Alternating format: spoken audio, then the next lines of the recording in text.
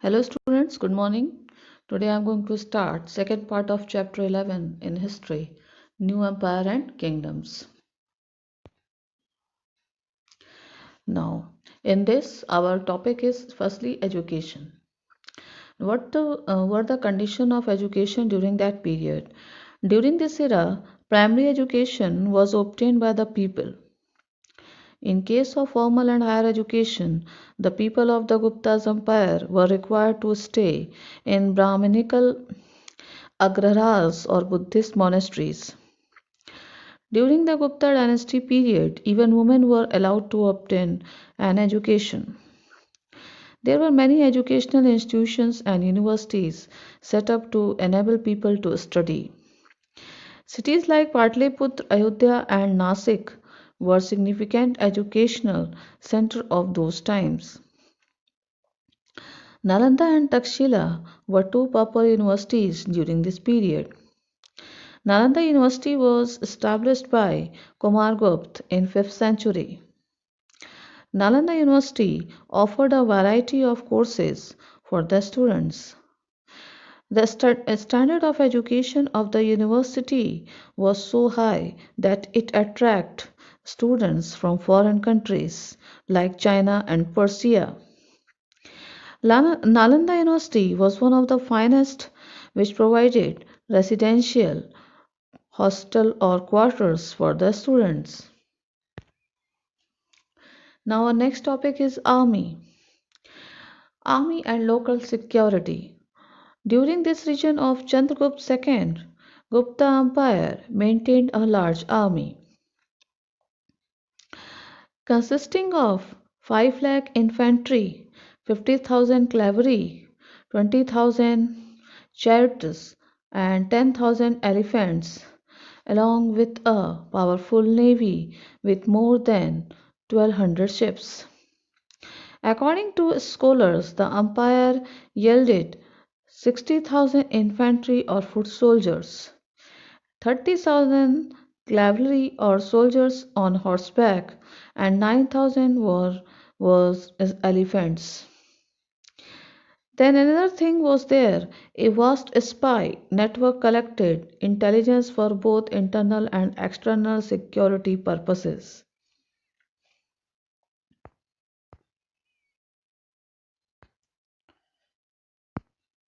Khajuraho Temple. Main features of temple architecture. Khajuraho Temple is built in Nagra style of architecture, built upon granite foundations. This temple are made using sandstone. Like most Hindu temples, the shrines at Khajuraho follow the Vastu Puraha Mandala design plan. Another characteristic feature of these temples is that the sculptures are arranged in symmetric repeating arrangements. Even though every image is unique, highly ornate carving adorn the walls, pillars, ceiling of these temples. Several panels and sculptures in this temple having inscriptions. Bearing one, every temple at Khajuraho faces the east and has an interest in this direction. Today, Khajuraho stands as one of the best places to visit in Madhya Pradesh to witness ancient India's architectural powers. The temple at Khajuraho were declared a UNESCO World Heritage Site in 1982 for their unique artistic beauty. These temples are classified in the three groups, namely the Eastern, the Western, and the Southern group.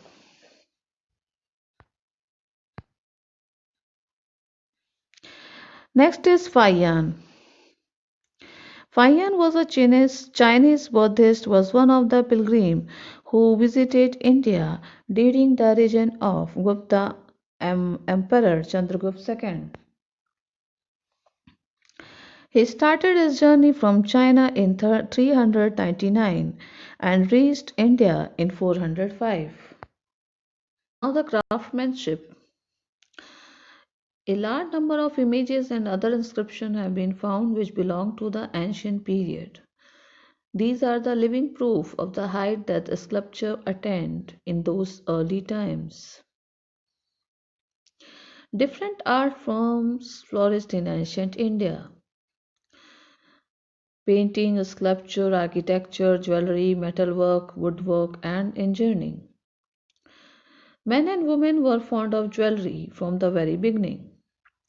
A number of pieces of jewelry have been excavated from even old Harappan sites.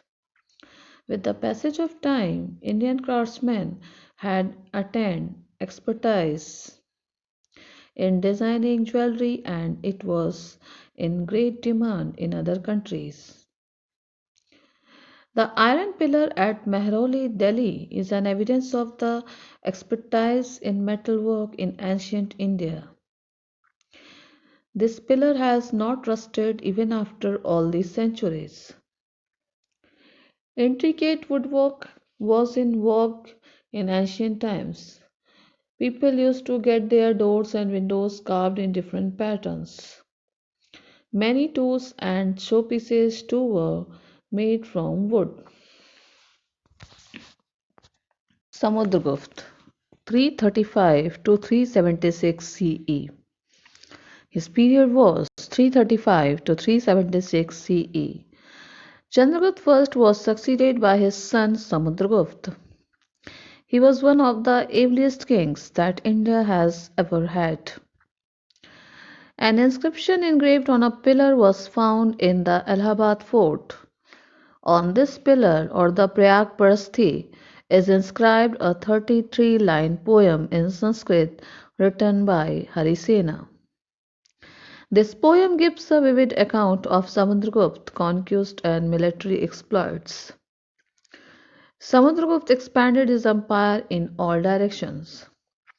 He defeated the Naga rulers in Mathura, Gwalior, and Ahichatra in the north. His most distinct campaign was in the Deccan. In his lifetime, he conquered about 20 kingdoms. He divided his territories into two types: the territories under his direct control and the territories under his indirect control.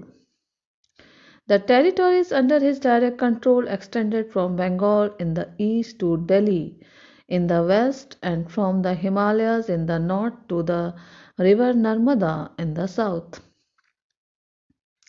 The territories under his indirect control were those which he conquered but returned to the native kings to rule as per his instructions. He annexed the kingdom of the western Gangetic Plains. In the Deccan, he extended his power up to Kanchipuram.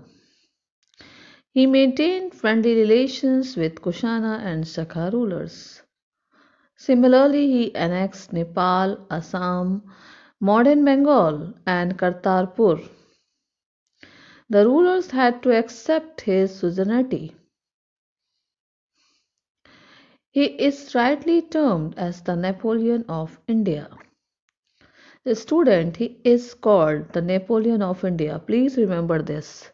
And Prayag Parasti. What do you mean by Prayag Parasti? Prayag Parasti is a Sanskrit word which means in praise of. Which means in praise of. Students, Samudragupta was also a great patron of art and literature.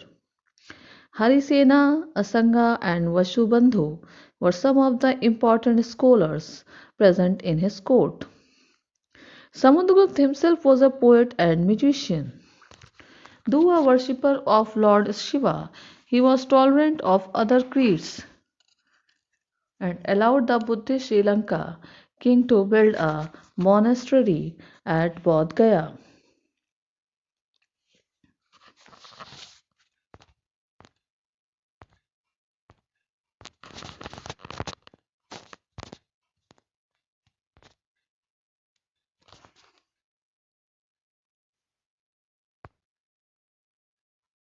During the period of Samudragupta issued a large number of gold coins during his reign. and we can see different type of art on coins. Chandragupta II was the successor of Samudragupta. Chandragupta II matched his father in terms of his achievements. In popular legends and folklores, Chandragupta II is known by nicknames such as Vikramak or Vikramaditya. Vikramaditya means someone as powerful as the sun. Chandragupta II was a great warrior and diplomat. He was probably the first ruler of the Indian subcontinent who successfully adopted the practice of matrimonial alliance to expand his kingdom. After ascending the throne, Chandragupta II started an ambitious military campaign against the powerful Shaka rulers of western India. In this campaign, he was able to defeat the Sakas. As a result of this victory, Gujarat, Malwa, and Kathiawar became parts of the Gupta Empire. It also ensured his total control over the western coast and seaports. This encouraged trade and contact with the outside world. After his successful campaign against the Sakas, Chandragupta II proceeded northwards.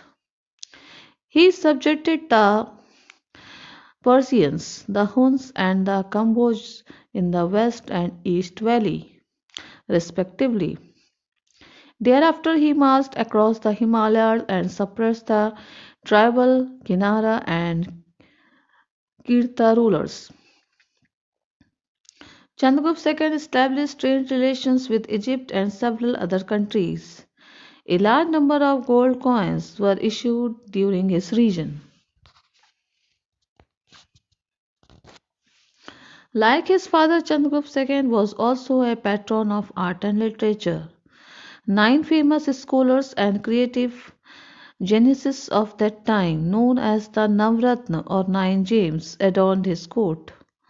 The famous astronomer Varamihira and the poet and dramatist Kalidas were two of these nine gems.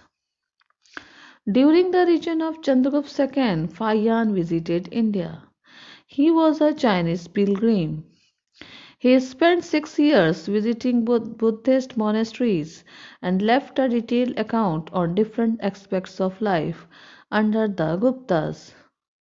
He talked about Patliputra, Gupta administration, and the society, religion, and culture of this period. Kumar Gupta. Now, Kumar Gupta and Skand Gupta, they were known as later Gupta rulers. Chandragupta II was succeeded by his son Kumar Gupta. He was also known as Mahendraditya. Towards the end of his reign, a tribe in the Narmada Valley called the Pushyamitras became powerful enough to threaten the empire. Kumargupta was succeeded by his son Skandgupta, who is considered to be the last great ruler of Gupta dynasty. He defeated the Pushyamitras. Soon afterwards, the empire was threatened by the Huns. They were nomadic tribe of Central Asia.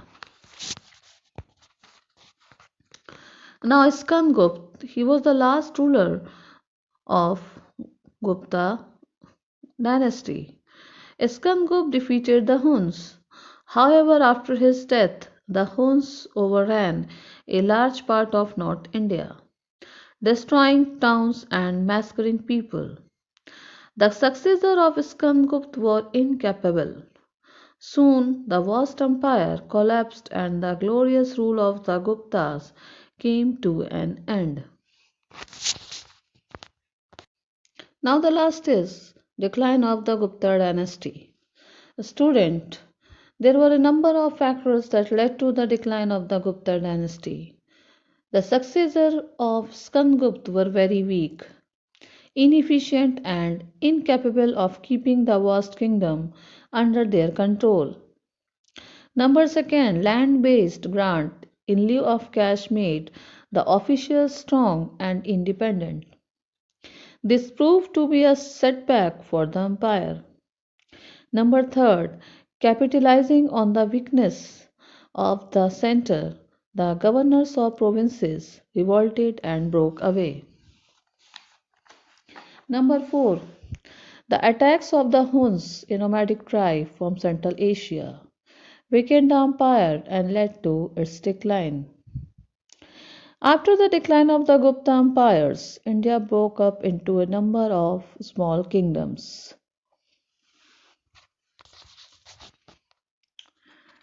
These kingdoms were the most important among them. Okay, students, thank you.